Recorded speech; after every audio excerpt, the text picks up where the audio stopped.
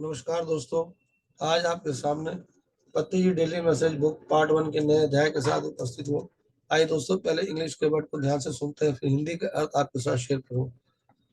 Cosmic consciousness, some quotes from nine freedoms. Terra is a great classroom to which pupils have to come to learn many lessons.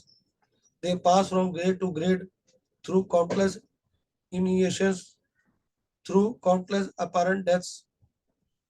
When they cast off gross physical limitation for a time and travel to another more subtle plane to learn, then to return again to benefit from their previous experiences. There comes a stage when the desire to break forever the bar of selfishness dawns. Service is performed. There comes a following stage when enlightenment, wisdom dawns. There comes a stage when the consciousness of the individual sees to mighty heights, unlimited, unbounded by mind. High into the realms of intuition, of divine inspiration, it goes through space where time stands still, cosmic consciousness. We must read all the books where many things have already been revealed. आइए दोस्तों, इसको हम दोबारा सुनते हैं। Cosmic consciousness, some quotes from the nine freedoms. Terra is a great classroom to which people have to come to learn many lessons. They pass from grade to grade through countless initiations, through countless apparent deaths. When they cast off gross physical limitation for a time and travel to another more subtle plane to learn, then to return again to benefit from their previous experiences, there comes a stage when the desire to break forever the bars of selflessness dawns. Service is performed. There comes a following stage when enlightenment wisdom dawns. There comes a stage when the consciousness of the individual sees to mighty heights, unlimited, unbounded by mind, high into the realms of intuition, of divine inspiration. It goes through space, where time stands still, cosmic consciousness. We must read all the books, where many things have already revealed. आइए दोस्तों, इसके हिंदी के अर्थ को हम बड़े ध्यान से सुनते हैं। ब्रह्मांडीय चेतना, नौ सुंदरताएं से कुछ उदाहरण।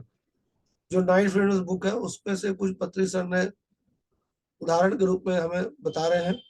तेरा एक महान कक्षा है जिसमें विद्यार्थियों के लिए कई वो सीखने के लिए आना पड़ता है।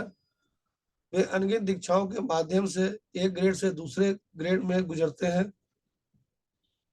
जब वे कुछ समय के लिए स्थूल शारीरिक सीमाओं को त्याग देते हैं और सीखने के लिए एक और अधिक सूक्ष्म स्तर पर यात्रा करते हैं, फिर लाभ लेने के लिए फिर से वापस आते हैं।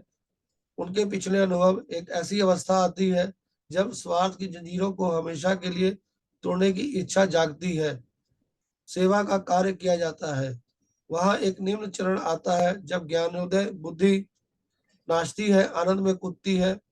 एक ऐसा चरण आता है जब व्यक्ति की चेतना असीमित मन से असीमित शक्तिशाली ऊंचाइयों की ओर बढ़ती है। अंतर ज्ञान के दायरे में, दिव्य प्रेरणा के दायरे में यह अंतरिक्ष से होकर गुजरती है जहां समय स्थिर रहता है। ब्रह्मांडीय चेतना, हम सभी की किताबों को पढ़ना चाहिए जहां पहले ही बहुत सी बातें सामने आ चुकी हैं। आइए दोस्तों, इसको हम दोबारा सा ध्यान से सुनते हैं। ब्रह्मांडीय चेतना, नौ सुंदरताएं के कुछ उदाहरण। तेरा एक महान कक्षा है, उसके बारे में पत्री सर में बता रहे हैं, जो विद्यार्थियों को सीखने के लिए आना पड़ता है।